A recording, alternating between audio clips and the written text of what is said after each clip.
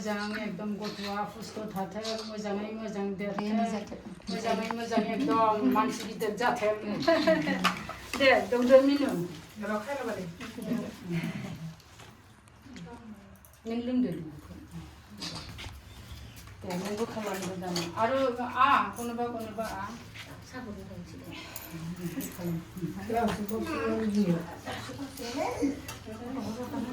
दे उलु दे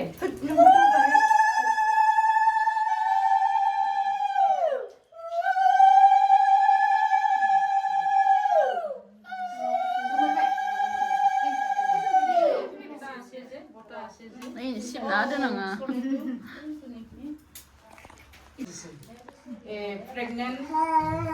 lactating মতো গড় ভরাই কৰিব লাগে গড় ভরাই মানে আমি এইয়া 8 মাহ হলে বা 5 মাহ হলে স্মন্তন বুলি কোৱা অসমীয়া সেইটো মানে কোৱা নিয়মটো আজি মানে 1 তাৰিখৰ পৰা 7 তাৰিখৰ ভিতৰত এইটো প্ৰগ্ৰামটো পাতিব দিয়া আছে গতিকে আজি 5 তাৰিখ হ'ল আজি 5 তাৰিখত আমাৰ এই আৰিমপাৰা অঙ্গনাবাদী কেন্দ্ৰৰ হিমলিবাৰী গাঁৱত সেইটো প্ৰগ্ৰামটো লোৱা হৈছে গতিকে আমাৰ আৰু ইমান হেৰিও নহল মুৰামুৰি হ'ল টাইমখিনি কৈছে যদিও আৰু আমাৰ এনেকুৱা আছিলে 2-3টা মিলি পেলাই এনেকুৱা গড় ভৰাই যাৰ বেনিফিচিয়াৰী আছে এইসকলকে কৰা আছিলে আৰু যেহেতু ৰ'ব মই বড়োই কৈ দিম যেহেতু আমাৰ ৱাৰ্কাৰবিলাকতো সব জানেই আৰু যিমানেই অসমীয়া আছে যিমানেই কিবা বেলেগ ভাষাৰে আছে আমাৰ ৱাৰ্কাৰ হেল আমাৰ সদায় সেইবিলাকৰ লগতে আলোচনা হৈ থাকোঁ গতিকে মই বড়োই কৈ দিম নিफ्राय 7 तारिखनि गेजेराव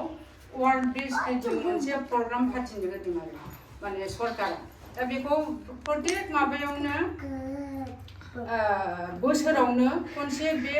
माबाखौ फाथिनाय जायो दा बेखौनो जोंनि बे नैबे आरेंपारानि गेजेरावसो गोग्लैदों नालाय दा बे सिमलिबारि अंगनाबादि बे केन्द्र एरियानियाव प्रेगनेन्ट लेक्टेटिं बिसोरखौ बे रोखोमनो गड़ भराय खालामनांगौ आरो दाथ' जोंनिया माने प्रेगनेन्टआ ओरैहाय माने 2-3 सेन्टारजों खालामदोंमोन नै माजर सुबानि सासे फैनांगौमोन बे सफैदिया माबा मोनसे उसुबिदा जादों खोमा किन्तु जोंनिया नै गामिनिनो सरकारफ्रा बे खोथाखौनो प्रत्येक माने माबायावनो प्रग्राम जाबानो एवारनेस होबाय थानाय जायो खिथाबाय थानाय जायो नङा होमबा बुंफोरबाय थानाय जायो किन्तु सम मथे बबेबा समाव मिलायलाया সময় মতে কেতিয়াবা নিমিলে মানে লগ নহয় তথাপিতো সেইটোকে মানে এৱাৰনেস কৰি থাকাই হয় আৰু ओंखायनो बे आगैया दा प्रेगनेन्ट नालाय प्रेगनेन्ट समावथ' बयबो मिन्थिखागौ 1 घन्टानि भितरावनो कलस्ट्रम गाइखेर दौनांगौ मिन्थिया होमबा बयबो मिन्थिगौ जन्म जानाय लोगो लोगो 1 घन्टानि भितरावनो बे कलस्ट्रम गाइखेरखौ दौथारनांगौ आरो दा बे कलस्ट्रम गाइखेर दौनायनि खारनावनो माने बहुत गथ'फ्रा माने बे गाइखेरखौ दौबा बहुत हुस्थ जायो आरो बे गाइखेरखौ गारोबा बहुत निरोगी जायो आरो माने झमेला मोनसे नङा मोनसे सोरबा गथ'आ गगा मोननाय सोरहाबा माने निरोगी सोरहाबा देहा सेहेरा गैयि बे रखम जायो आरो किन्तु बे कलस्ट्रम गाइखेरखौ मोनजायोबा गथ'आ हुस्थ जायो होननानै साइन्टिफिकफ्रा बे माबा जिनिसखौ दिहुनदों आरो ओंखायनो बे पृथिबियावनो अल पृथिबियावनो दिनै बे प्रग्रामखौ सब जायगा जायगा जत' प्रेगनेन्ट दं बा जत' लेक्टेटिं मादार दं बिसोरखौ एवारनेस होनाय जादों आरो माने बुंथिनानै खिथानाय जादों आरो नंखायनो आरो बे गथ' जन्म होबाथ' बिमाया मा रखम जानांगौ माने मा होनो बिगुरनि फुल बे गथ'नि आहार ओंखारनाया बेखौ दा सेकेन्ड प्रथम गथ'फोरनिफ्राथ' सब मिन्थियाना एकदम साफा लाखिनांगौ जन्म बेबायदि प्रेगनेन्ट समावनो टाइम जानोसै समबाथाय बेखौ गावबागावनो साफा खालामनांगौ आरो साफा लाखिनांगौ आरो गथ' जन्म जानाय लोगो लोगो गथ'नो माने गाइखेर दौनायावबो बिमाफ्रा सचेतन थानांगौ आरो बिनि लोगोसे जानाय लोंनाया माने जत' जि जों दा देखायदों जोंना अंगनबादिफ्रा सब लाबोनानै मैफ्राय भिटामिन आरो नै जोगोनार बिजौ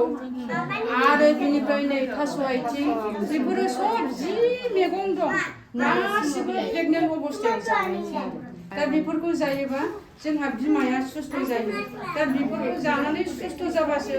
गथ'नोबो गाइखेरखौ होनो हागोन ना गथ'आबो गाइखेरखौ माने मोनजागोन बिमाया जाबासो गथ'आ मोनजागोन नङा होमबा ओंखायनो दा जोंहा बेफोरखौ जानायखौ इन्टारेस्ट होनांगौ आरो जोंनियाथ' बे अंगनबादिनिफ्रायबोथ' बुस्थु हरदों सुजि हालुवा नैबे सुजि हालुवा पेकेट आरो मोनसेया दाल खिसिरि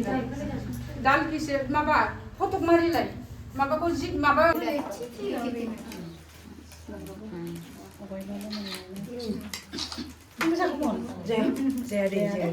दे बाबु दे नोंनो बुंगोन दे देंग्रा जाबाय नै नायख'लायबाय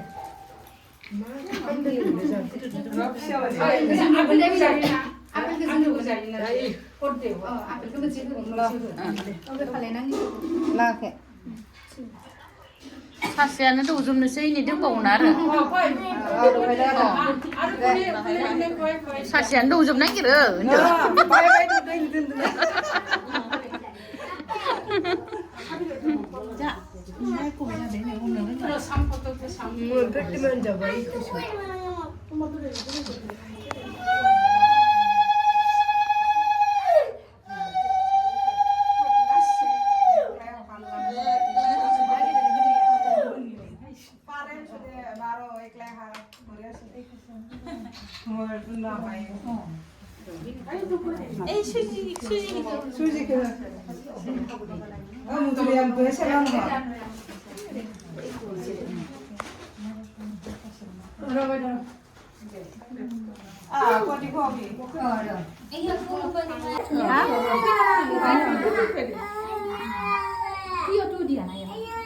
दे साहा लोंलांदो नोंसोरबो